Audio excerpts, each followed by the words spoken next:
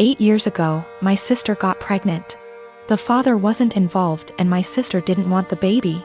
But she also couldn't bring herself to terminate or adopt out to strangers.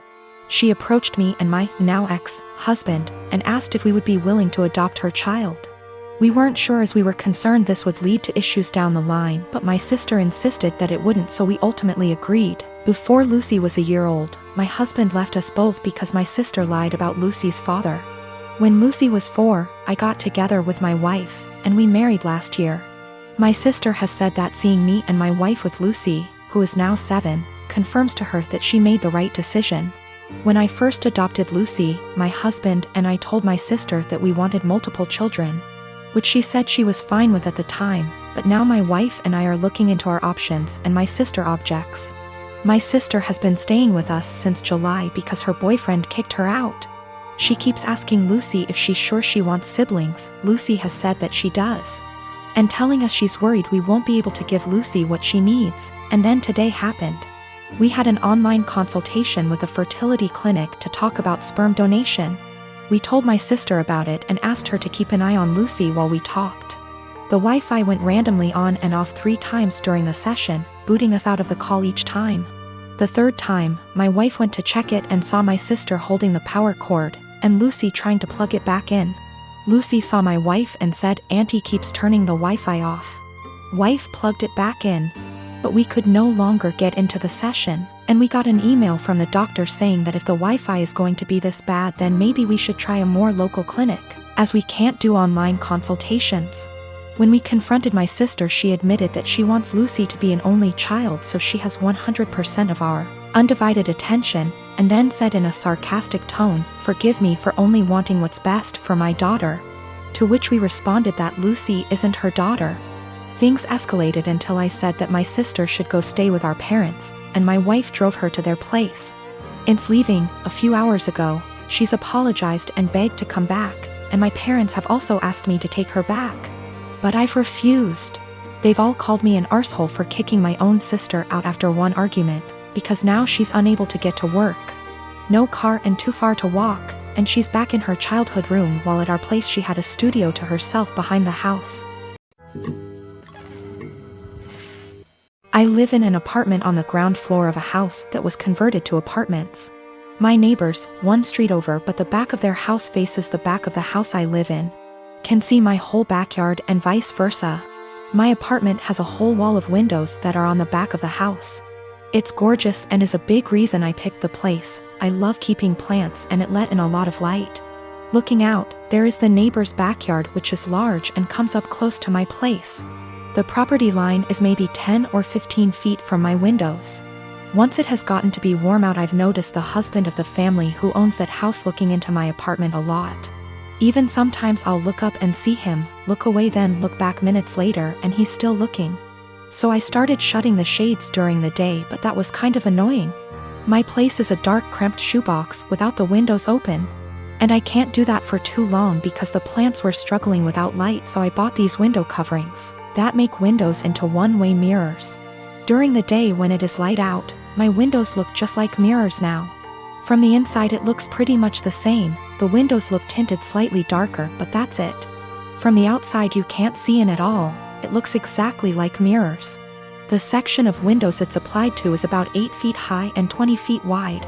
After a week of the window coverings being up, both of the parents from the neighbor's house came to my door and wanted to talk to me.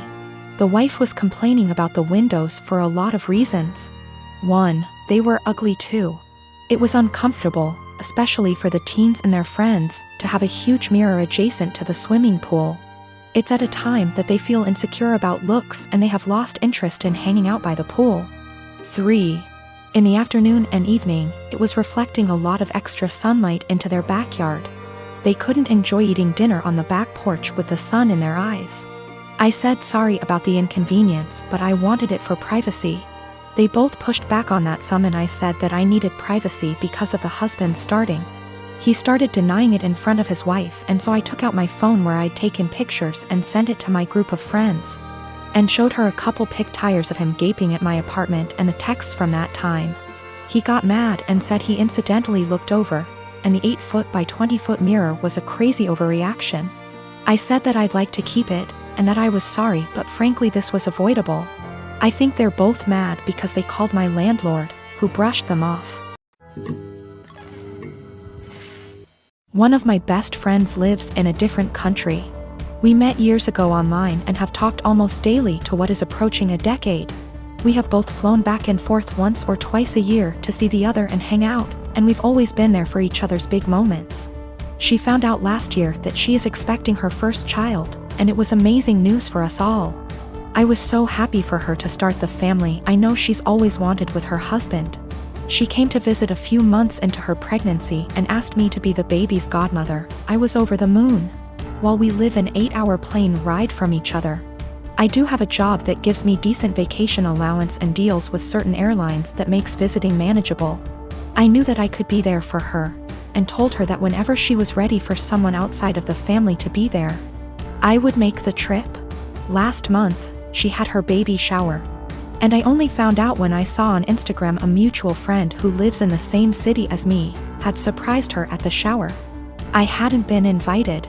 I was a little hurt and surprised, but it was the busiest month of the year for the company I work for, and I knew she knew that. So I figured that could be the reason, sent my gift by airmail and said congratulations. However, now she's reached out to me, and told me that she has asked another friend, the same person who went to the baby shower, to be the baby's godmother, and that she only wants her child to have one. I felt like I'd been punched in the gut. I was heartbroken, and felt a bit betrayed. For 6 months I have been excited to take on the role. My own godmother lives in New Zealand, and has done for most of my life, so I knew it could work.